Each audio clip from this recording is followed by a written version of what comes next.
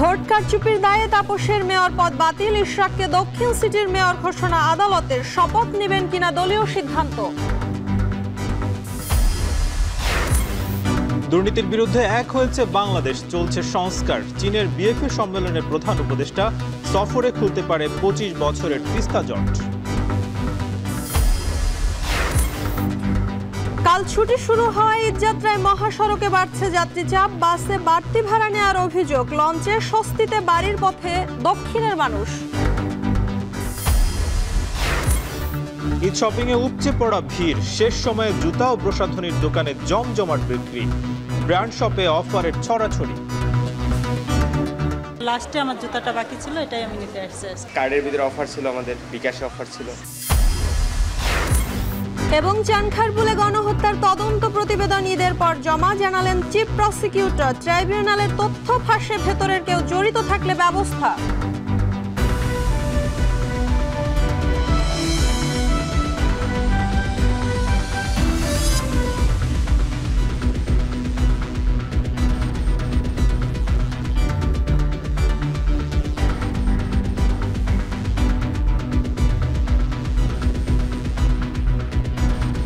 শুনছিলেন শিরোনাম। স্বাগত সান্ধ্য বাজারে। পুরো আয়োজনে আপনাদের সঙ্গে আছি আমরা দুজন, আমি শম্পা বিশ্বাস এবং আমি নাজমুস সাকিব। ডিএসসিসির যে নির্বাচন, সেই নির্বাচন 2020 সালে সবশেষ হয়েছে এবং 2020 সালের নির্বাচনে কিন্তু মেয়র তাপস কিন্তু নির্বাচিত হয়েছিলেন এবং এই নির্বাচনকে কারচুপি নির্বাচন বলা হচ্ছে এবং সেটা কিন্তু আদালতে আজকে প্রমাণও হয়েছে। এবং যিনি ইঞ্জিনিয়ার ইশরাক, তিনি মেয়র যিনি তাপস, তার বিরুদ্ধে দাঁড়িয়েছিলেন, আজকে তিনি কিন্তু আদালতের রায়ের মাধ্যমে বিজয়ী হলেন। এবং আজ ঢাকার প্রথম যুগ্ম জেলা জজ আদালতের বিচারক এই রায় ঘোষণা দিয়েছেন। সেখানে রায় ঘোষণার পর ইশরাক বলেছেন যে শপথ নেবেন কিনা সেই ব্যাপারে দলীয় সিদ্ধান্ত আসবে, তখনই এ বিষয়ে জানানো হবে। এ বিষয়ে আমাদের হাতে একটি প্রতিবেদন রয়েছে, তৈরি করেছেন সহকর্মী রাব্বি হোসেন, আমরা দেখে আসবো। এই নির্বাচনকে প্রশ্নবিদ্ধ করার প্রচেষ্টায় লিপ্ত রয়েছেন।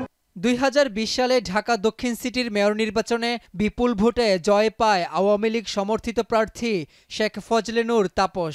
যদিও সেই নির্বাচনের দিন থেকেই ভোট গ্রহণে কারচুপি, ফলাফলে অনিয়মের অভিযোগ তুলে আসছিলেন বিএনপির সমর্থিত প্রার্থী ইঞ্জিনিয়ার ইশরাক হোসেন। সকল বাধা উপেক্ষা করে ইনশাআল্লাহ আমরা জনগণের অধিকার প্রতিষ্ঠা করব।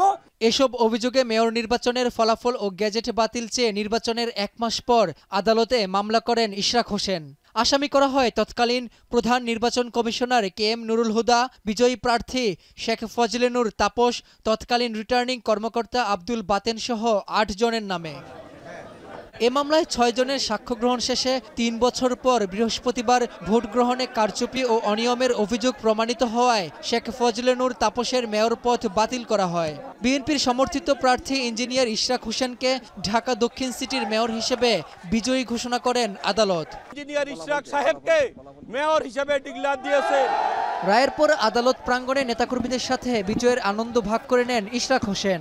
তার আইনজীবীরা জানান, খুব শীঘ্রই গেজেটে পাশ হলে মেয়র হিসেবে শপথ নেবেন ইশরাক হোসেন। অচিরেই নির্বাচন কমিশন কর্তৃক গ্যাজেট হবে এবং সেই গ্যাজেটের মাধ্যমে ইনশাআল্লাহ ঢাকা দক্ষিণ সিটি কর্পোরেশনে অচিরেই মেয়র হিসেবে উনি শপথ গ্রহণ করবেন। রায়ের পর বিজয়ী ইশরাক হোসেন বলেন, ভোটার কিংবা জনগণ নয়, অনিয়ম দুর্নীতি ছিল ফ্যাসিস্ট আওয়ামী লীগের নেতাকর্মীদের জয়ের মূল কারণ। মেয়র হিসেবে শপথ নেবেন কিনা জানতে চাইলে ইশরাক হোসেন বলেন, শপথের বিষয়ে সিদ্ধান্ত আসবে দল থেকে। আজকে আমরা ন্যায় বিচার পেয়েছি, এটাই হলো আজকের মূল আমাদের বিষয়। এখানে আমি মেয়র হতে পারবো বা আমি মেয়র পদে শপথ গ্রহণ করব কিনা সেটা সম্পূর্ণ দলীয় বিষয়। আউয়াল কমিশন, রকিবুল কমিশন এবং হুদা কমিশন যারা আছে তাদের বিরুদ্ধে অবশ্যই আমি মনে করি যে একটা বিচারিক প্রক্রিয়া শুরু করা উচিত। তৎকালীন প্রধান নির্বাচন কমিশনার KM নুরুল হুদা সহ সংশ্লিষ্টদের বিচারের দাবিও জানান জনতার মেয়র খ্যাত বিএনপি নেতা ইশরাক হোসেন। রাব্বি হোসেন, এখন, ঢাকা। আপোষ করে বিগত সময় যারা রাজনীতি করেছে তাদের কাছে দ্বিতীয় স্বাধীনতার কোনো দাম নেই বলে মন্তব্য করেছেন জাতীয় নাগরিক পার্টির আহ্বায়ক নাহিদ ইসলাম। 2021 সালে মোদি বিরোধী আন্দোলনের শহীদদের তালিকা প্রকাশ, রাষ্ট্রীয় স্বীকৃতি ও বিচারের দাবিতে আলোচনা সভা ও দোয়া মাহফিলে এই মন্তব্য করেন তিনি। এ সময় মোদি বিরোধী আন্দোলনে হতাহতদের সুষ্ঠু বিচারের পাশাপাশি সঠিক সংখ্যা প্রকাশের দাবি করেন পরিবারের সদস্যরা। আহতদের অভিযোগ, সে সময়ের স্বরাষ্ট্রমন্ত্রী আসাদুজ্জামান খান কামালের আদেশে এই হত্যাযজ্ঞ চলে। পরিবারের একমাত্র উপার্জনক্ষম ব্যক্তিকে হারিয়ে খেয়ে না খেয়ে দিন পার করছেন বলেও জানান তারা। নাগরিক পার্টির আহ্বায়ক নাহিদ ইসলাম বলেন, আওয়ামী লীগ দল হিসেবে জুলাই গণহত্যা চালিয়েছে, তাই বিচার আগে নিশ্চিত করতে হবে। পরবর্তীতে তাদের বিচার হওয়া নিয়ে সন্দেহ প্রকাশ করেন তিনি। রমজানের পর থেকে বিচার সংস্কার আর গণপরিষদ নির্বাচন, এই 3 এজেন্ডার দাবিতে সোচ্চার হবে জাতীয় নাগরিক পার্টি। ভারতকে খুশি করা, একটা নতজানু পররাষ্ট্রনীতি রাখা, সেটাই শেখ হাসিনা সরকারের মূলনীতি ছিল। ভারতের সহায়তা নিয়ে শেখ হাসিনা তার ফ্যাসিজমকে এতদিন দীর্ঘায়িত করতে পেরেছিল। গতকালও দেখলাম যে প্রথম স্বাধীনতা, দ্বিতীয় স্বাধীনতা নিয়ে বিতর্ক। তো আমরা যারা গত 16 বছর আসলে এই ঘটনাগুলোর ভিকটিম না, আমাদের কাছে এটা অবশ্যই স্বাধীনতা। আর যাদের ব্যাংক ব্যালেন্স অক্ষুণ্ণ ছিল, যারা আপোষ করে বিরোধী রাজনীতি করেছে, তাদের কাছে হয়তো এটা স্বাধীনতা মনে হয় না। সাকিব, রোহিঙ্গাদের জন্য বাংলাদেশের সমাজ এবং অর্থনীতিতে নেতিবাচক প্রভাব পড়েছে, ফলে তাদের প্রত্যাবাসনে সবাইকে আন্তরিক হতে হবে, বিশেষ করে এশিয়ার দেশগুলোকে। চীনের বোয়া ফোরাম ফর এশিয়া সম্মেলনের উদ্বোধনী অনুষ্ঠানে এমন কথা বলেছেন প্রধান উপদেষ্টা ডক্টর মোহাম্মদ ইউনূস। এবং ফিলিস্তিনে ইসরায়েলের যে বর্বরচিত হামলা, তারও কিন্তু নিন্দা করেছেন এবং বাংলাদেশের মানুষ যে অন্যায়ের বিরুদ্ধে ঐক্যবদ্ধ, সেটাও কিন্তু তিনি বেশ জোরে সোরেই ব্যক্ত করেছেন। এ নিয়ে একটি বেলায়েত হোসেনের প্রতিবেদন রয়েছে, সেটি আমরা দেখে আসব। এশিয়ার 7টি দেশ ও অঞ্চলের এক মহা সম্মেলন। চীনের হাইনান প্রদেশের দ্বীপ শহর বোয়াওতে এই আয়োজনে যোগ দিয়েছেন এশিয়া মহাদেশের বিভিন্ন সরকার প্রধান এবং বড় বড় বিনিয়োগকারীরা। সম্মেলনের উদ্বোধনী বক্তব্য দিলেন বাংলাদেশের প্রধান উপদেষ্টা ডক্টর মোহাম্মদ ইউনূস।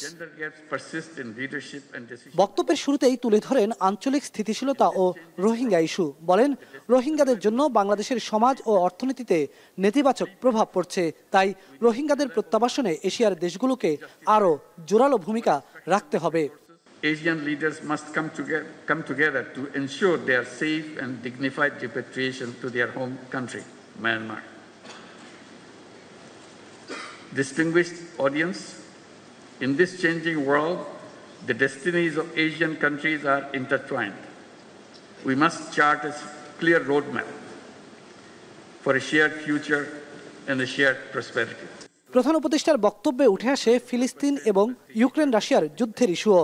বলেন, ফিলিস্তিনে নৃশংসতার মাত্রা ছাড়িয়েছে, আর ইউক্রেনের যুদ্ধ সরবরাহ ব্যবস্থাকে ক্ষতিগ্রস্ত করছে। The genocide in Gaza continues despite global condemnation. The crisis in Palestine is not just an Arab or a Muslim concern, it is a humanitarian issue. The continued tension in Ukraine is heavily tolling on our global supply chain. প্রধান উপদেষ্টা বলেন, অন্যায় এবং দুর্নীতির বিরুদ্ধে ঐক্যবদ্ধ হয়েছে বাংলাদেশের মানুষ। এ সময় জলবায়ু ইস্যু, সামাজিক ব্যবসা এবং এশিয়ার অর্থনীতির গতি প্রকৃতি নিয়েও কথা বলেন doctor Mohammad Yunus. The climate crisis poses an existential threat to humanity. In Asia-Pacific region, climate disaster-related economic losses are already enormous, which is equivalent to $65 billion. Climate vulnerable countries like Bangladesh are forced to divert resources towards disaster response, limiting investments in productive sectors. We need new, additional, accessible, non-ODA, non-debt creating grant-based climate finance. Boao সম্মেলনের সাইডলাইনে চীন সরকারের উচ্চপদস্থ কর্মকর্তা এবং বিভিন্ন বিনিয়োগকারীদের সঙ্গে বৈঠকও করেছেন প্রধান উপদেষ্টা। প্রথমেই স্থানীয় সময় সকাল 9টায় বৈঠক করেন চীনের নির্বাহী উপপ্রধানমন্ত্রী ডিংজুই জিয়াংয়ের সাথে। এরপর বৈঠক অনুষ্ঠিত হয় চীনের এক্সিম ব্যাংকের চেয়ারম্যান চেন হুয়াইইউর সাথে। বোয়াও ফোরাম ফর এশিয়ার বার্ষিক এই সম্মেলনের মূল আকর্ষণই ডক্টর মোহাম্মদ ইউনূসের দিকে। সমুদ্র বেষ্টিত এই দ্বীপ শহরটি যে প্রদেশে অবস্থিত, এই হাইনান প্রদেশেরই প্রাদেশিক সরকারের উপদেষ্টা ছিলেন তিনি। এখানকার অলিতে গলিতে তার 3-0 ধারণা সবার কাছে বেশ পরিচিত। সম্মেলনের উদ্বোধনী বক্তব্যে আঞ্চলিক স্থিতিশীলতা বজায় রাখার স্বার্থে রোহিঙ্গা সংকটের দিকে এশিয়া নেতাদের যেমন দৃষ্টি রাখতে বললেন, ঠিক তেমনি বিশ্ব শান্তি রক্ষার ইস্যুতে ফিলিস্তিনিদের উপর ইসরায়েলি বর্বরোচিত হামলার কথাও তুলে ধরলেন তিনি। তবে সবকিছু ছাপিয়ে গোটা পৃথিবীর দৃষ্টি বেইজিংয়ের দ্বিপাক্ষিক বৈঠকের দিকে। বিশেষ করে তিস্তা মহাপরিকল্পনা বাস্তবায়নের অগ্রগতি নিয়ে কতটা ইতিবাচক আলোচনা হয় প্রেসিডেন্ট শি জিনপিংয়ের সাথে, তার জন্য অধীর আগ্রহে অপেক্ষায় বাংলাদেশের 18 কোটি মানুষ। হাইনান প্রদেশের ব শহর থেকে বেলায়েত হোসাইন, এখন চীন। শম্পা, তিস্তা নিয়ে যে ভারতীয় আগ্রাসন সেটা একমাত্র নিরোধের উপায় চীনের প্রস্তাবিত যে মহাপরিকল্পনা, এবং এটা যদি বাস্তবায়ন হয় তাহলে এই যে তিস্তা পাড়ের যে মানুষ তাদের দুর্দশা হয়তো অনেকটাই কেটে যাবে।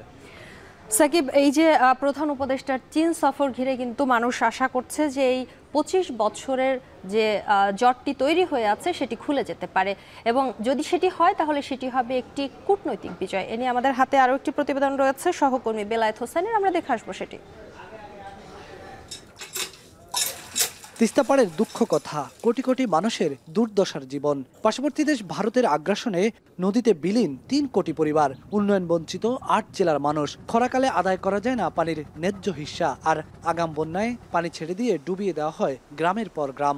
বিলীন হচ্ছে হেক্টরের পর হেক্টর ফসলি জমি। এবার প্রধান উপদেষ্টার চীন সফরকে ঘিরে তিস্তা পাড়ে নতুন সম্ভাবনার হাতছানি। সংশ্লিষ্টরা বলছেন সংকট সমাধানের একমাত্র পথ তিস্তা মহাপরিকল্পনা বাস্তবায়ন। এটি বাস্তবায়িত হলে 11,240 কোটি টাকার সম্পদ রক্ষা পাওয়ার পাশাপাশি তিস্তা পাড়ের মানুষের জীবনমান বদলে যাবে। আমরা যে দুর্দশা আছি সেখান থেকে কে করলো এটা আমার ব্যাপার না, আমরা তো বলছি কেউ না করলো আমরা নিজস্ব অর্থায়নে করবো, তিস্তা কর্তৃপক্ষকে করবো। সেখানে এটা হলেই আমি মনে করি তার একটা বিরাট বিজয়। যেহেতু এটি চাপাচাপির মধ্যে আছে, সেখানে যদি এটা আজকে কোনো ডিসিশনে আসতে পারে সেটা তো অবশ্যই একটি কূটনৈতিক বিষয়। এক যুগ আগে তিস্তার ন্যায্য পানি বন্টন চুক্তির খসড়া চূড়ান্ত হয়েছিল ভারতের সাথে। 2012 সালে ভারতের তৎকালীন প্রধানমন্ত্রী মনমোহন সিংয়ের বাংলাদেশ সফরে সেই চুক্তি স্বাক্ষরের কথাও ছিল, কিন্তু শেষ মুহূর্তে এসে বোল পাল্টে ফেলে ভারত। চুক্তির আশ্বাসে 13 বছর ঝুলিয়ে রেখেছে বাংলাদেশকে। এই অবস্থায় এগিয়ে আসে পূবের অদূরবর্তী বন্ধুরাষ্ট্র চীন। তিস্তার মহাপরিকল্পনার এক ঐতিহাসিক প্রস্তাব দেওয়া হয় 2022 সালে, কিন্তু ভারতের কূটনৈতিক বাধায় সেটি আর বাস্তবায়ন করা যায়নি। বিশ্লেষকরা বলছেন প্রধান উপদেষ্টার চীন সফর থেকে তিস্তা মহাপরিকল্পনা বাস্তবায়নের ইতিবাচক সিদ্ধান্ত আসলে তা বাংলাদেশের জন্য এক অবিস্মরণীয় কূটনৈতিক বিজয়। বাংলাদেশের মানুষের যে আকাঙ্ক্ষা, আমাদের এই তিস্তা নদীর যে মহাপরিকল্পনা এবং তিস্তা নদীর পানি নিয়ে আমাদের সঙ্গে অনেক বৈষম্যমূলক আচরণ করা হয়েছে এই বাংলাদেশ রাষ্ট্রটির সঙ্গে। সেখানে উত্তরাঞ্চলের মানুষ এটা অনেকটাই ভুক্তভোগী। আমরা চাই যে আমাদের এই বৈষম্যটা দূর হোক। আমরা স্বাধীন রাষ্ট্র, স্বাধীনভাবে আমরা সিদ্ধান্ত গ্রহণ করব। অন্তর্বর্তী সরকার গঠনের পর প্রথম দ্বিপাক্ষিক সফরে চীনে আসলেন প্রধান উপদেষ্টা ডক্টর মোহাম্মদ ইউনূস। সম্মেলনে যোগ দেওয়া ছাড়াও বেইজিংয়ে গিয়ে আলাদাভাবে বৈঠক করবেন চীনের প্রেসিডেন্ট শি জিনপিং এর সাথে। এজন্য প্রধান উপদেষ্টাকে ঢাকা থেকে আনা হয়েছে চীনের পাঠানো বিশেষ বিমানে। তার এই সফরকে ঘিরে নতুন করে আশায় বুক বাঁধছেন তিস্তা পাড়ের মানুষ। তিস্তা মহাপরিকল্পনা আসলে উত্তর অঞ্চলের মানুষের জনপদের অনেক দিনের আকাঙ্ক্ষা, কিন্তু বরাবরই আমরা দেখেছি যে এই বিষয়টা নিয়ে রাজনীতি করা হয়েছে। আসলে তিস্তা মহাপরিকল্পনার কোনোটাই বাস্তবায়ন হয়নি। আমাদের তিস্তা মহাপরিকল্পনার মূল যে ইস্যুটি, এটি হচ্ছে পানি। আমরা তিস্তায় যদি আমার প্রাণ না থাকে তাহলে আমার এই মহাপরিকল্পনা কখনোই বাস্তবায়ন হবে না। আমরা আশা করছি যে আমাদের প্রতিবেশী যে রাষ্ট্র রয়েছেন আমাদের পানির হিস্সাটুকু আমাদেরকে বুঝাই দিবেন। বিশ্লেষকরা বলছেন তিস্তা মহাপরিকল্পনা কোনো বায়বীয় আকাঙ্ক্ষা নয়, এটি গণমানুষের দাবি। তিস্তা মহাপরিকল্পনাটা গণদাবিতে রূপান্তরিত হয়েছে। এটি আপনি হয়নি, মানুষের যে দুর্দশা, মানুষের যে নিজস্ব যে অবস্থা, সেখান থেকে কিন্তু মানুষ এই চাচ্ছে। বাংলাদেশ পানি উন্নয়ন বোর্ড এবং চীনের পাওয়ারের সাথে একসাথেই এই সমীক্ষাটা হয়েছে, এবং এটি ভূ রাজনৈতিক কারণে এখন পর্যন্ত আলোর মুখ দেখেনি, এটি বাস্তব। চীনের প্রস্তাবিত তিস্তা মহাপরিকল্পনায় বলা আছে বাংলাদেশ অংশে তিস্তা নদীর ডান বাম উভয় তীর ঘেঁষে 220 কিলোমিটার উঁচু গাইড বাঁধ নির্মাণ করা হবে। এতে ভারত পানি ছেড়ে দিলেও বন্যার হাত থেকে রক্ষা পাবে বাংলাদেশ। উদ্ধার হবে কয়েক লাখ হেক্টর কৃষি জমি, গড়ে উঠবে বনায়ন। এছাড়াও রিভার ড্রাইভ, হোটেল, মোটেল, রেস্তোরাঁ, পর্যটন কেন্দ্র, 150 মেগাওয়াট সৌর বিদ্যুৎ কেন্দ্র, শিল্প কারখানা, ইপিজেড এবং অর্থনৈতিক অঞ্চলও উল্লেখ করা আছে চীনের তিস্তা মহাপরিকল্পনায়। এতে প্রায় 20 লাখ মানুষের কর্মসংস্থান তৈরি হবে, পাল্টে যাবে তিস্তা পাড়ের মানুষের জীবনমান। স্বাধীনতার পর থেকেই তিস্তা নিয়ে ভারতের সঙ্গে যে টানাপোড়েন চলে আসছিল, তাতে দুর্দশাগ্রস্ত তিস্তা পাড়ের কয়েক কোটি মানুষের জীবন শুধুমাত্র রাজনৈতিক সিদ্ধান্তের অপেক্ষায় আধারে কেটে গেল তিস্তা মহাপরিকল্পনার 25 বছর।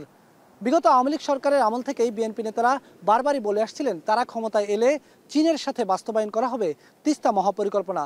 প্রধান উপদেষ্টার এই ঐতিহাসিক চীন সফরে অন্তত সেই অধ্যায়েরই সূচনা হচ্ছে বলে প্রত্যাশা আন্তর্জাতিক সম্পর্ক বিশ্লেষকদের।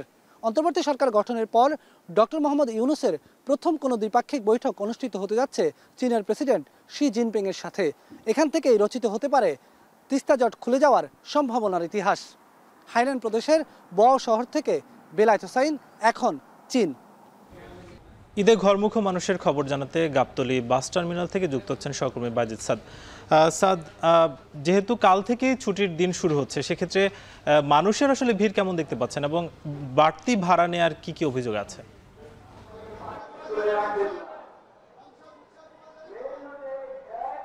আমি আপনার প্রশ্নটি ঠিক শুনতে পাইনি, তবে গাবতলী বাস টার্মিনালের সবশেষ পরিস্থিতি আপনাকে আমি জানাতে চাই। সেটি হচ্ছে, যেহেতু আর কয়েকদিন পরেই ঈদ, আজ শেষ কর্মদিবস ছিল এবং এরপরেই কিন্তু গাবতলী বাস টার্মিনালে যাত্রীদের ভিড় নেমেছে। অর্থাৎ ঘরমুখ মানুষ যারা রয়েছে, যারা ঈদে তাদের পরিবারের সঙ্গে ঈদ আনন্দ ভাগাভাগি করতে চান, ভাগাভাগি করে নিতে চান, ঠিক সেই মানুষগুলোর কিন্তু একেবারে ভিড় জমে গেছে গাবতলী বাস টার্মিনালে। আজকে সকাল থেকে আমরা দেখাচ্ছিলাম, তবে সকাল থেকে দুপুর পর্যন্ত অভাবে ভিড় না থাকলেও এই মুহূর্তে কিন্তু বেশ ভিড় লক্ষ্য করা যাচ্ছে। যাত্রীরা যেমনটি বলছেন যে তারা এসে বাস ঠিকই পেয়ে যাচ্ছেন, তবে তাদের কাছ থেকে কিছুটা ভাড়া বেশি নেওয়ার অভিযোগ কিন্তু তারা করছেন। অন্যদিকে আমরা যারা কাউন্টারে রয়েছেন, যারা বাস কর্তৃপক্ষ রয়েছেন, তাদের সঙ্গে আমরা কথা বলেছি। তারা যেমনটি বলছেন যে আসলে সেভাবে তারা যাত্রী পাচ্ছেন না এবং যে কারণে কিন্তু বাস ছাড়ার যে নির্ধারিত সময় তার থেকে কমপক্ষে 1 ঘন্টা বা আধা ঘন্টা এই গ্যাপ রেখে কিন্তু বাসগুলো ছাড়া হচ্ছে, এরকম একটি অভিযোগ কিন্তু আমরা পেয়েছি এবং বাড়তি ভাড়ারও অভিযোগ আমরা পেয়েছি। আমরা এখানে আসার পরে দেখেছি এখানে পুলিশ কন্ট্রোল রুম রয়েছে, র্যাবের কন্ট্রোল রুম রয়েছে, ট্রাফিক কন্ট্রোল রুম রয়েছে, যেখান থেকে কিন্তু সার্বক্ষণিক পর্যবেক্ষণ করা হচ্ছে এবং এখানে মাইকে কিছুক্ষণ পরপরই ঘোষণা দেওয়া হচ্ছে যাতে করে বাসগুলো রাস্তায় দাঁড়িয়ে না থাকে এবং যাতে করে যানজট সৃষ্টি না হয়, সেটিও কিন্তু তারা খেয়াল রাখছেন। অন্যদিকে বারবার তারা মাইকিং করে বলছেন যে বাড়তি ভাড়া যেন কেউ না রাখে, তাহলে কিন্তু তাদের বিরুদ্ধে ব্যবস্থা গ্রহণ করা হবে। আমরা ঈদ যাত্রী যারা রয়েছে তাদের সঙ্গে কথা বলছি, তাদের মধ্যে একটি খুশির আমেজ। তারা বাড়িতে যাবেন, তাদের পরিবারের সঙ্গে, বাবা মায়ের সঙ্গে ঈদ উদযাপন করবেন, ঈদের আনন্দ ভাগাভাগি করবেন, তেমন কিন্তু উচ্ছল চেহারা তাদেরকে আমরা দেখতে পেয়েছি। তারা তাদের যেই মনের যে আবেগ সেটি কিন্তু একেবারে ঢেলে দিচ্ছেন কথা বলার সময়, যে তারা তাদের বাড়িতে গিয়ে ঈদ করবেন পরিবারের সঙ্গে। তবে এই যে সড়কে যে দুর্ভোগ, সড়কে যেই বাড়তি ভাড়া নেওয়ার যে দুর্ভোগ, সেটি কিন্তু তাদের মাঝে আমরা একদম পরিপূর্ণভাবে দেখতে পেয়েছি। এই ছিল আমার কাছে সবশেষ। ধন্যবাদ সাদ। সাদ ছিলেন আমাদের সঙ্গে, তিনি ছিলেন গাবতলী থেকে। ঈদ উদযাপনের নৌপথে বাড়ি ফিরতে শুরু করেছেন দক্ষিণাঞ্চলের মানুষ। সবশেষ খবর জানাতে সদরঘাট থেকে যুক্ত হচ্ছেন সহকর্মী সানি মৃধা। সানি, জানাবেন যে সদরঘাটে যাত্রী আমরা দেখতে পাচ্ছি অনেক, সেক্ষেত্রে বাড়তি ভাড়া নেওয়ার কোনো অভিযোগ আছে কিনা কিংবা যাত্রীদের চাপ কেমন দেখতে পাচ্ছেন?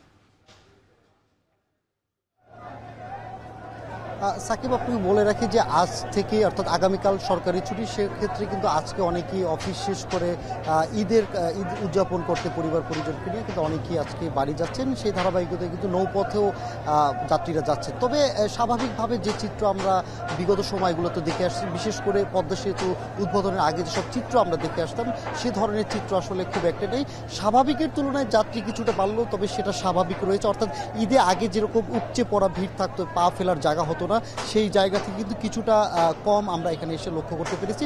একই সাথে যদি আপনাকে একটু বলি যেসব জায়গাগুলোতে কেবলমাত্র নৌপথই ভরসা বা নৌপথই বেশিরভাগ মানুষ যান, যেমন ভোলা, হাতিয়া, বেতুয়া, কালাইয়া বা ভোলা চরফ্যাশন, ইলিশা, এইসব জায়গাতে কিছুটা যাত্রীর ভিড় লক্ষ্য করা যাচ্ছে। তবে বরিশাল, পটুয়াখালী বা আমতলী এইসব রুটে কিন্তু সেই আগের যে যাত্রীর চাপ কিন্তু এখন নেই। তবে ভাড়া যেটা সরকার নির্ধারণ করে দিয়েছে এর থেকেও কমে তারা ভাড়া রাখছেন বলে আমাদেরকে লঞ্চ কর্তৃপক্ষ জানিয়েছে, বা আমরা সরকার নির্ধারিত মূল্যর যে চার্ট ছিল সেটাও আমরা দেখেছি এবং সেই চার্টের তুলনাও তারা যাত্রীদের থেকে কম ভাড়া রাখছেন। একই সাথে কিন্তু তারপরও কিন্তু আমরা দেখেছি যে কম ভাড়া রাখার ফলেও কিন্তু কেবিনে পর্যাপ্ত যাত্রী পাচ্ছেন না। একই সাথে যে সময় আমরা আগে অর্থাৎ পদ্মা সেতু উদ্বোধনের আগে দেখতাম লঞ্চে একদম পুরোপুরি ভরে যেত, পা ফেলার জায়গা হতো না, সেই জায়গা থেকে ডেক বলেন, প্রথম শ্রেণী, দ্বিতীয় শ্রেণী বা কেবিনের যাত্রী সেই তুলনা হচ্ছে না। আগে যেমন কেবিন যাতে করে কেবিন নিয়ে যেন সংশয় না হয় বা কেবিন যেন অগ্রিম পাওয়া যায়, সেরকম আগে কেবিন বুকিংয়ের একটা প্রচলন ছিল, অর্থাৎ কেবিন হারানোর একটা শঙ্কা ছিল। তবে এখন কিন্তু সে ধরনের কোনো শঙ্কা নেই। যাত্রীরা কিন্তু এখানে এসে অর্থাৎ এই নদী বন্দরে এসে কিন্তু তারা একই সাথে কেবিন বুক করতে পারছেন, কোনো রকম অগ্রিম বুকিংও কিন্তু আগের মতো হচ্ছে না। অর্থাৎ এর ফলে কিন্তু বোঝাই যায় যে যাত্রীর চাপ খুব একটা বেশি নেই। এবার কিন্তু সব পথেই কিন্তু প্রায় 3 কোটির মতো যাত্রী যাবে, কিন্তু যাত্রী কল্যাণ ফেডারেশনের তথ্য, যাত্রী কল্যাণ সংস্থার তথ্য মতে তারা আমাদেরকে যেটা জানিয়েছে এবার মাত্র 17% নৌপথে যাওয়ার পরিকল্পনা রয়েছে। তবে যাত্রী যত কমই হোক না কেন বা যাত্রী যে পরিমাণে আসুক না কেন, বিআইডব্লিউ কর্তৃপক্ষ থেকে বা আইন শৃঙ্খলা বাহিনীর কর্তৃপক্ষ থেকে তাদের নিরাপত্তা জোরদারের সব ধরনের ব্যবস্থা করা নিয়েছে। কিছুক্ষণ পরপর আমরা দেখতে পারি যে পুলিশ, কোস্টগার্ড বা নৌ পুলিশ সবাই কিন্তু কিছুক্ষণ পরপর লিফলেট বিতরণ করছে বা বিভিন্ন রকম কার্যক্রম তারা পরিচালনা করছে। যে কোনো ধরনের দুর্ঘটনা বা যাত্রীদের নির্বিঘ্নে বাড়ি পৌঁছে দিতে কিন্তু সব ধরনের আয়োজন বিআইডব্লিউটি বা কর্তৃপক্ষরা রাখছেন। তো সাকিব, নদী পথে ঈদে ফেরা যাত্রীদের সবশেষ এই ছিল আমার কাছে। ধন্যবাদ সানি। মৃধা আমাদের সঙ্গে যুক্ত ছিলেন, জানাচ্ছিলেন সদরঘাটে যে যাত্রীর চাপ সেই খবর। ঈদে টানা 9 দিনের ছুটিতে অর্থনীতিতে কোনো ধরনের নেতিবাচক প্রভাব পড়বে না বলে জানিয়েছেন অর্থ উপদেষ্টা ডক্টর সালেউদ্দিন আহমেদ। সচিবালয়ের সরকারি ক্রয় সংক্রান্ত উপদেষ্টা পরিষদের বৈঠক শেষে কথা বলেন তিনি। বলেন, ঈদে অধিকাংশ উপদেষ্টা ঢাকায় থাকবেন, কোনো প্রয়োজন হলে বন্ধের মধ্যেই মিটিং করা হবে। অন্যান্যদের সাথে প্রয়োজনে জুমেও মিটিং করা যাবে। ইভেন উপদেষ্টা মন্ত্রীর সদস্য বেশিরভাগ আমরা ঢাকা থাকবো, এটা কথা হয়েছে। দরকার হলে সেই বন্ধের মধ্যে আমরা দরকার মিটিং করবো। সো এটা আটকে থাকবে, এটা আমাদের মধ্যে কথা হয়েছে। বেশিরভাগই আমরা সবাই ঢাকা থাকবো, 2-1 ছাড়া। আর সচিব যদি বাইরে যায়ও, দেশে থাকলে তো অসুবিধা নয়, বিদেশে গেলে আমরা জুমের মধ্যে মিটিং করি। সেটা আমি ওয়ার্ল্ড ব্যাংকে থাকতে ওগুলো অনেকগুলো মিটিং করেছি, সেগুলো অসুবিধা হবে না। না সুবিধা করবে। ইফতারের পর ঈদ বাজার করতে রাজধানীর বিপণী বিতান এবং মার্কেটগুলোতে রাজধানীবাসীর ঢল নেমেছে। শেষ সপ্তাহে মধ্যরাত পর্যন্ত চলে কেনাকাটা। এ নিয়ে বিস্তারিত জানাতে এই মুহূর্তে নিউ মার্কেট থেকে যুক্ত হচ্ছেন সহকর্মী শাহিনুল ইসলাম সাগর। জানাবেন, একদম শেষ সময়ে এসে কেনাকাটা করার ক্ষেত্রে রাজধানীবাসী কোনো ছাড় পাচ্ছে কিনা পণ্য কিনতে, নাকি তাদেরকে বাড়তি দামে কেনাকাটা করতে হচ্ছে?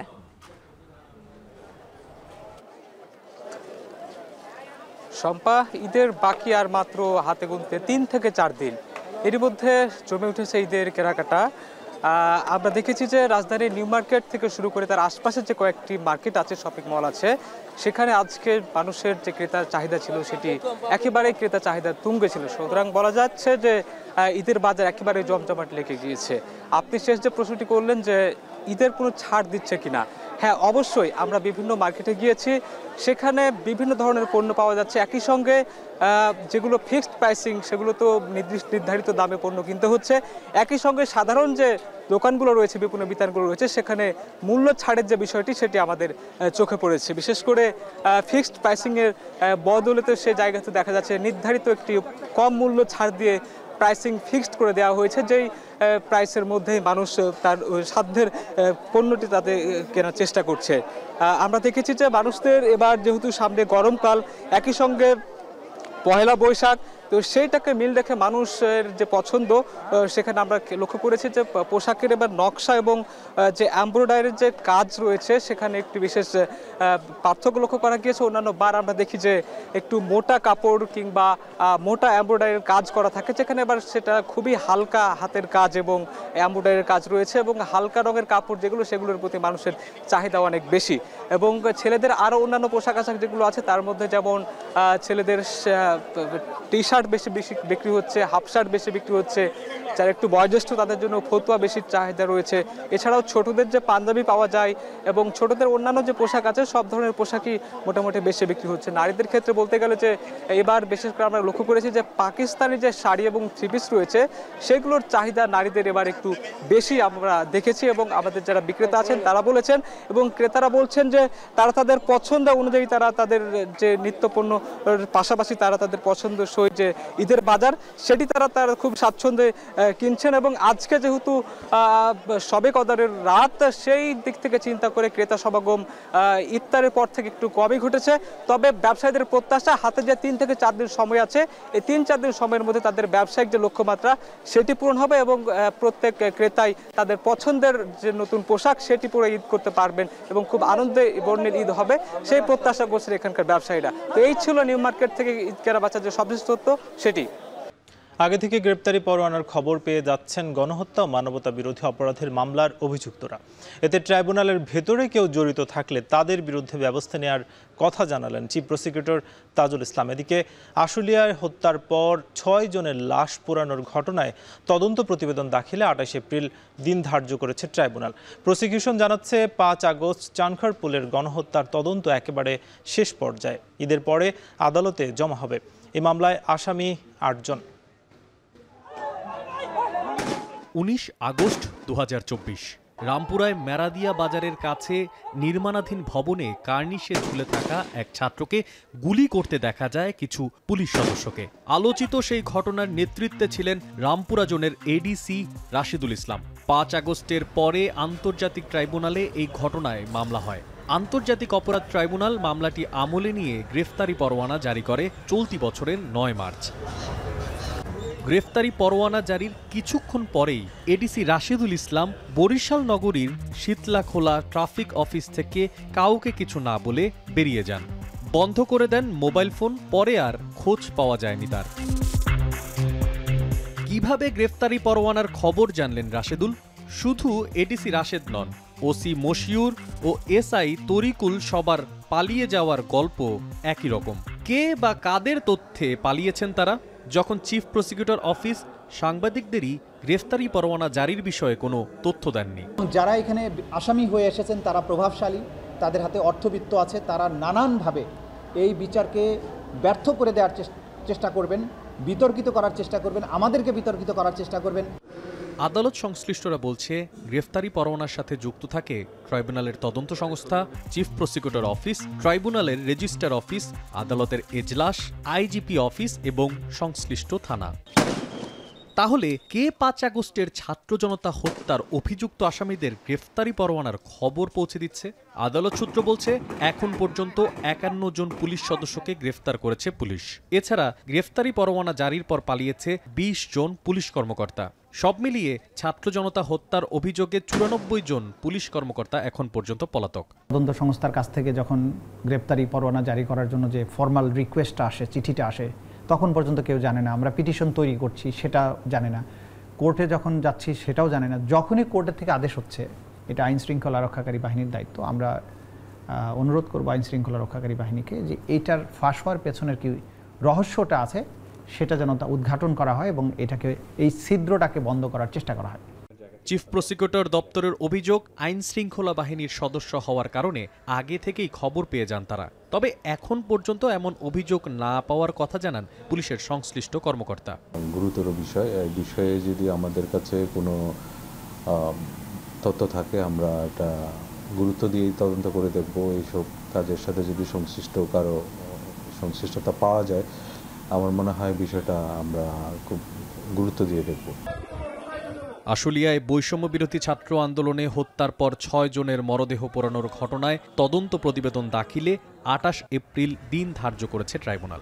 বৃহস্পতিবার সকালে এই মামলার আসামি এসআই মালেক এবং কনস্টেবল মুকুলকে ট্রাইব্যুনালে হাজির করা হয়। প্রসিকিউশন জানান ৫ আগস্ট চাংখারপুলের গণহত্যার তদন্ত একেবারে শেষ পর্যায়ে, ঈদের পরে আদালতে জমা হবে। এই মামলায় আসামি ৮ জন। কোনো এক খুদে বার্তার মাধ্যমে আন্তর্জাতিক অপরাধ ট্রাইব্যুনালের যে অভিযুক্ত গ্রেফতারি পরোয়ানা জারিকৃত আইনশৃঙ্খলা বাহিনীর সদস্য আছেন তাদের কাছে পৌঁছে যায় তাদের গ্রেফতারি পরোয়ানা জারি হওয়ার খবর। এখন প্রশ্ন হলো ঠিক কিভাবে এই ২৩টি মামলায় শতাধিক যে সমস্ত অভিযুক্তরা এখন আছেন আইনের ধরাছোঁয়ার বাইরে তাদেরকে নিয়ে আসা যাবে আইনের আওতায়। মশিউর অনিক, এখন ঢাকা। সাবেক স্বাস্থ্যমন্ত্রী মোহাম্মদ নাসিমের ছেলে তমাল মনসুরের নিউ ইয়র্কে 14টি অ্যাপার্টমেন্টের সন্ধান পেয়েছে দুর্নীতি দমন কমিশন। আর সাবেক প্রধানমন্ত্রী শেখ হাসিনার উপপ্রেস সচিব আশরাফুল আলম খোকনের রয়েছে নিউ ইয়র্কে একটি বাড়ি। দুপুরে নিজ কার্যালয়ের সংবাদ সম্মেলনে এসব তথ্য জানান দুদক মহাপরিচালক। একই সঙ্গে তাদের বিরুদ্ধে অবৈধ সম্পদ অর্জনের অভিযোগে মামলা করেছে সংস্থাটি। আরও জানাচ্ছেন মাঝার ইমন। ছাত্র জনতার অভ্যুত্থানে ক্ষমতাচ্যুত প্রধানমন্ত্রী শেখ হাসিনার আস্থাভাজন হিসেবে প্রেস উইংয়ে পরিচিত মুখ ছিলেন আশরাফুল আলম খোকন। আওয়ামী লীগ সরকারের আমলে খোকনের বিরুদ্ধে ব্যাপক দুর্নীতির অভিযোগ উঠলেও ধরাছোঁয়ার বাইরে ছিলেন তিনি। পট পরিবর্তনের পর এবার তার বিরুদ্ধে অনুসন্ধানে নেমেছে দুর্নীতি দমন কমিশন। অবৈধ অর্থে যুক্তরাষ্ট্রের নিউ ইয়র্কে বাড়ি কেনার প্রমাণও পেয়েছে সংস্থাটি। এছাড়া খোকন দম্পতির বিরুদ্ধে প্রায় 16.5 কোটি টাকার অবৈধ সম্পদ এবং 7.5 কোটি টাকার সন্দেহজনক লেনদেনের অভিযোগে মামলা করেছে দুদক। বৃহস্পতিবার দুপুরে নিজ কার্যালয়ে সংবাদ সম্মেলনে এসব তথ্য জানান দুদক মহাপরিচালক। সন্দেহজনক লেনদেনের অপরাধ অনুসন্ধানকালে প্রমাণিত হয়েছে। এই কারণে তাদের দুজনের বিরুদ্ধে দুর্নীতি দমন কমিশন আইন 2004, দুর্নীতি প্রতিরোধ আইন 1947 এবং মানি লন্ডারিং প্রতিরোধ আইন 2012 এবং দণ্ডবিধি 109 ধারায় আরও একটি মামলা রুজুর সিদ্ধান্ত গৃহীত হয়েছে। এদিন নিউ ইয়র্কে সাবেক স্বাস্থ্যমন্ত্রী মোহাম্মদ নাসিমের ছেলে তমাল মনসুরের 63 কোটি টাকা মূল্যের 14টি অ্যাপার্টমেন্টের সন্ধান পেয়েছে দুদক। সব মিলিয়ে তমালের বিরুদ্ধে 67 কোটি টাকার অবৈধ সম্পদ অর্জনের অভিযোগে মামলা করা হয়। বাংলাদেশে এবং মার্কিন যুক্তরাষ্ট্রে 67 কোটি টাকারও বেশি মূল্যের গাতুয়ায়ের উৎসের সাথে সঙ্গতিবিহীন সম্পদ অর্জন করায় এবং তার নামেও ব্যক্তিগত এবং ব্যবসায়িক 3টি অ্যাকাউন্টের মাধ্যমে 3,37,00,000 টাকারও বেশি সন্দেহজনক লেনদেন সহ বিদেশে অর্থ পাচারের অভিযোগ অনুসন্ধানকালে প্রমাণিত হয়েছে। এই কারণে তার বিরুদ্ধে দুর্নীতি দমন কমিশন আইন 2004 এবং মানি লন্ডারিং প্রতিরোধ আইন 2012 সংশ্লিষ্ট ধারায় একটি মামলা রুজুর সিদ্ধান্ত গৃহীত হয়েছে।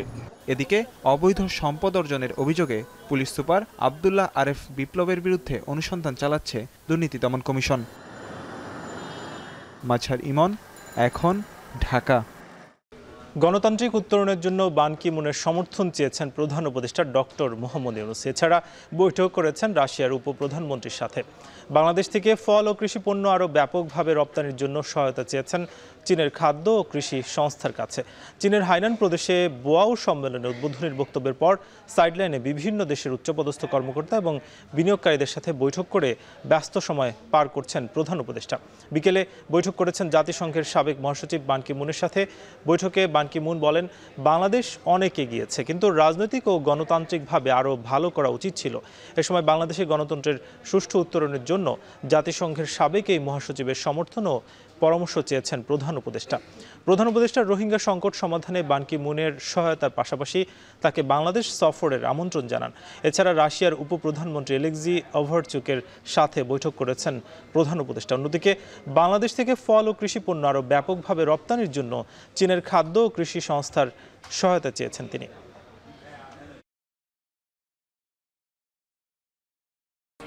রমজানের শেষ মুহূর্তের বাজারে ক্রেতাদের উপচে পড়া ভিড়। চাঁদপুরের প্রধান মার্কেটগুলোতে সকাল থেকে মধ্যরাত পর্যন্ত চলছে ঈদের কেনাকাটা। বিদেশি ব্র্যান্ডের সাথে পাল্লা দিয়ে বিক্রি হচ্ছে দেশীয় ব্র্যান্ডের প্রসাধনী। আর জানাচ্ছেন তালহা জুবায়ের। ঈদ উল ফিতরের দিন ঘনিয়ে আসায় চাঁদপুরে জমে উঠেছে কসমেটিক্স পণ্যের বেচাকেনা। পছন্দের প্রসাধনী কিনতে দোকানে দোকানে ভিড় করছেন ক্রেতারা। এর মধ্যে নারীদের সংখ্যাই বেশি। চেহারার সৌন্দর্য বাড়িয়ে তোলে লিপস্টিক, তাই পছন্দের পোশাকের সঙ্গে মিল রেখে লাল ও হালকা গোলাপি রঙের লিপস্টিক কিনছেন কেউ কেউ। পাশাপাশি উপটান, স্ক্রাব, ফেস মাস্ক, ফাউন্ডেশন ও অর্গানিক মেহেদির মতো পণ্যেও ক্রেতা আকর্ষণ চোখে পড়ার মতো। কসমেটিক কেনা হয়েছে, চশমা কেনা হয়েছে, ফাউন্ডেশন কেনা হয়েছে। আমি আম্মুর সাথে আসছি যে মেহেদি কিনতে চান, রাতে মেহেদি দিব, লিপস্টিক কিনবো। পণ্যের গুণগত মান ও দামের দিকে নজর দিচ্ছেন ক্রেতারা। নকল পণ্যের বিড়ম্বনা থেকে রক্ষা পেতে দেশীয় পণ্যেও দিন দিন আগ্রহ বাড়ছে তাদের। এর মধ্যে সবচেয়ে বেশি চাহিদা মেহেদির। ইন্ডিয়ান মালগুলো এখন না আসাতে আমাদের দেশি মালগুলো এখন চাহিদা আস্তে আস্তে হইতেছে। মেহেদি অনেক বিক্রি হইতেছে, তার মধ্যে কাবেরি, অর্গানিক বিভিন্ন ধরনের আপনাদের একটু দেখেন বিভিন্ন ধরনের প্রোডাক্ট আছে। নকল প্রসাধনীর সরবরাহ ঠেকাতে পারলে এবং দেশি পণ্যের গুণগত মান বাড়ানো গেলে আমদানি নির্ভরতা কমবে বলে জানান ব্যবসায়ীরা। আমাদের দেশে মমতাজ, তিব্বত এবং অন্যান্য কোম্পানি যারা কসমেটিক তৈরি করতেছে মোটামুটিভাবে তুলনামূলকভাবে এবং দামগতভাবে সাশ্রয়। ভবিষ্যতে দেশের প্রসাধনী শিল্প আরও আধুনিক হয়ে উঠবে এমনটাই প্রত্যাশা ক্রেতা বিক্রেতা সবার। তালহা জুবাইর, এখন চাঁদপুর। দেশে এখন আর কোনো কারখানায় বেতন বোনাস বাকি নেই বলে জানিয়েছেন শ্রম ও কর্মসংস্থান উপদেষ্টা এম শাখাওয়াত হোসেন। ব্যাংক থেকে প্রণোদনার টাকা নেওয়ার পাশাপাশি গাড়ি বিক্রি করেও বেতন ও বোনাস পরিশোধ করেছে মালিকরা। এছাড়া বেতন বোনাস না দিয়ে পালিয়ে থাকা রয়্যার ফ্যাশনের মালিক সাইফুজ্জামান শেখরকে গ্রেপ্তার করতে স্বরাষ্ট্র মন্ত্রণালয়কে অনুরোধ জানিয়েছে শ্রম উপদেষ্টা। দেওয়া হয়েছে বিজেএমই এর যিনি রিপ্রেজেন্টেশন তার কাছে, আশা করি আজকে বা কালকের মধ্যে এই টাকাটা আজকেই এই টাকাটা চলে যাবে সন্ধ্যার মধ্যে। এই রোয়ার ফ্যাশন তাদের কাছে অলরেডি আমি সচিব মহোদয়কে বলেছি যে ইমিডিয়েটলি তার বিরুদ্ধে একটি গ্রেপ্তারি পরোয়ানা জারি করবে। যদি সে দেশে না থাকে তাহলে ইন্টারপোলে এই গ্রেপ্তারি পরোয়ানা জারি করতে হবে ফর হিজ ক্রিমিনাল অফেন্স। দেশের বাইরের প্রসঙ্গ, লোহিত সাগরের মিশর উপকূলে একটি পর্যটকবাহী সাবমেরিন দুর্ঘটনায় কমপক্ষে 6 জনের মৃত্যুর আশঙ্কা করা হচ্ছে। বিবিসি সহ বিভিন্ন আন্তর্জাতিক গণমাধ্যমের তথ্য বলছে, বৃহস্পতিবার ভোরে মিশরের হুরগাদা শহরের কাছে অন্তত 40 যাত্রী সহ সাবমেরিনটি দুর্ঘটনায় পড়ে। এতে বেশ কয়েকজন আহত হয়েছেন এবং 29 জনকে উদ্ধার করা হয়েছে। সিনবাদ নামে নৌযানটি কাটি বন্দরের কাছে ডুবে গেছে। এতে বেশ কয়েক বছর ধরে হুরগাদা এলাকায় পর্যটক ভ্রমণে কাজ করে আসছে। তুরস্ক আন্দোলনের মুখে ইস্তাম্বুল শহরের অন্তর্বর্তীকালীন মেয়র নির্বাচিত হয়েছেন নুরি আসলান। সরকার বিরোধী আন্দোলনে 1 সপ্তাহের বেশি সময় ধরে উত্তাল রাজধানী সহ তুরস্কের বিভিন্ন শহর। ইস্তাম্বুলের সাবেক মেয়র বিরোধী দলীয় নেতা ইমামুলও দুর্নীতির দায়ে এখন কারাবন্দী। তার স্থলাভিষিক্ত হচ্ছেন নুরি আসলাম। ইস্তাম্বুলের 314 সদস্যের কাউন্সিলের সংখ্যাগরিষ্ঠ বিরোধী দল রিপাবলিকান পিপলস পার্টি বা সিএসপির নেতা 177 ভোট পেয়ে নির্বাচিত হন। নবনির্বাচিত অন্তর্বর্তী মেয়র ইমামুলের বাকি মেয়াদ শেষ করবেন তিনি।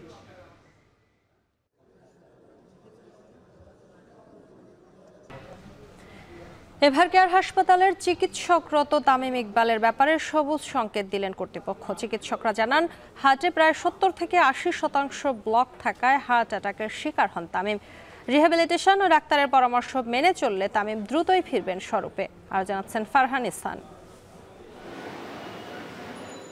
গত 24 মার্চ বিকেএসপিতে টস করতে নামেন মোহামেডান অধিনায়ক তামিম ইকবাল। হঠাৎ করেই বুকে ব্যথা অনুভূত হয়, ছুটে যান হাসপাতালে। ফিরে এসে মাঠে নেমেই আবার অনুভব করেন ব্যথা। মাঠেই লুটিয়ে পড়েন তিনি। 2 বার হার্ট অ্যাটাকে মৃত্যুকে কাছ থেকে অনুভব করেন তামিম। 25 মার্চ রাতে গাজীপুরের কেপিজে হাসপাতাল থেকে অ্যাম্বুলেন্সে করে ঢাকার এভারকেয়ার হাসপাতালে নেওয়া হয় দেশের এই ওপেনারকে। তামিমের ফেরাকে দৈব ঘটনা হিসেবে অভিহিত করলেন চিকিৎসকরা। কৃতজ্ঞতা জানালেন কেপিজে হাসপাতালের চিকিৎসকদের প্রতি। আমাদের হাসপাতালের পক্ষ থেকে এবং তামিমের পক্ষ থেকেও আমরা তাদেরকে কৃতজ্ঞতা প্রকাশ করি, কারণ ওই সময় যদি ওই ম্যানেজমেন্টটা না হতো তাহলে তামিম আজকে যে অবস্থায় আছে সেটা হয়তো নাও হতে পারতো। সুতরাং তাদের ক্রেডিটটা দিতেই হবে। সাথে তার ফিজিও ট্রেনিং এবং তার পরিবারকে আমি ধন্যবাদ জানাই, বিকজ তারা ওই মুহূর্তে কনসেন্ট সিদ্ধান্ত দেওয়া একটা সাইন করতে হয় যে কোনো একটা প্রসিডিউর করার আগে। সকাল 11টায় এভারকেয়ার মেডিকেল বোর্ডের রিপোর্ট অনুযায়ী সিসিও থেকে কেবিনে শিফট হন তামিম। তবে হার্ট অ্যাটাকের বিষয়টি মানসিকভাবে মেনে নিতে পারছেন না তিনি। তাই একজন মনোরোগ বিশেষজ্ঞ নিয়োগ দিয়েছে হাসপাতাল কর্তৃপক্ষ। পরিস্থিতি স্থিতিশীল থাকলে এবং চিকিৎসকদের পরামর্শ মেনে চললে আবারও মাঠে দেখা যাবে তামিমকে। বোর্ড মিটিংয়ের রিপোর্ট অনুযায়ী তামিম আলহামদুলিল্লাহ খুবই ভালো আছেন। উনি খাওয়া দাওয়া করছেন, সবার সাথে কথা বলতেছেন। 1 দিন বা 2 দিন অবজারভেশন রাখা হবে, তারপর উনি বাসায় যেতে পারবেন। তামিমের যেটা হলো, ও এটাকে নিতে পারছে না, সাইকোলজিক্যালি অ্যাকসেপ্ট করতে পারছে না যে এইটা হবে, ওইটা সে কল্পনা করেনি। বাট এটা কিন্তু অনেক ইতিহাস আছে, অনেক খেলোয়াড় মাঠে খেলার সময় মারা গেছে। তামিমের হার্টে একটি 80% ব্লক থাকায় পরিস্থিতি খারাপের দিকে যায়। রিহ্যাবিলিটেশন ও খাদ্যাভ্যাস পরিবর্তন করলে ও মানসিক স্বাস্থ্যের উন্নতি ঘটলে 3-4 মাসেই সুস্থ হবেন তামিম। প্রথমে হার্ট অ্যাটাকের পরে যে ইরেগুলার হার্ট রেট হয়েছে, হার্ট বন্ধ হয়ে গেছে, এদেরকে ভেরি কেয়ারফুলি অ্যাসেস করতে হবে ইন ফিউচার। তাদের এটা হওয়ার প্রবণতা আবার থাকতে পারে, ব্লক না হলে হতে পারে। সো ওকে অ্যাসেস করতে হবে, ওকে রেগুলার ফলোআপে থাকতে হবে, লাইফস্টাইল চেঞ্জ করতে হবে। দেশে সর্বাধুনিক চিকিৎসা সেবা পেয়েছেন তামিম ইকবাল, তাই বিদেশ যাওয়ার বাধ্যবাধকতা নেই তার। চিকিৎসক দল ও দেশবাসীর দোয়ায় তামিম সুস্থ হয়ে আবারও মাঠে ফিরবেন, মাতাবেন গ্যালারি, এমনটাই প্রত্যাশা ক্রীড়াপ্রেমীদের। ফারহান ইহসান, এখন, ঢাকা। এই সাথে শেষ করছি শান্ত বাজার। এখন টেলিভিশন ওয়েবসাইটে দেখতে ভিজিট করুন www.ekhon.tv। এছাড়া ফেসবুকে যুক্ত হতে পারেন facebook.com/tv.ekhon, ইউটিউবে যুক্ত হতে পারেন youtube.com/c/ekhon tv।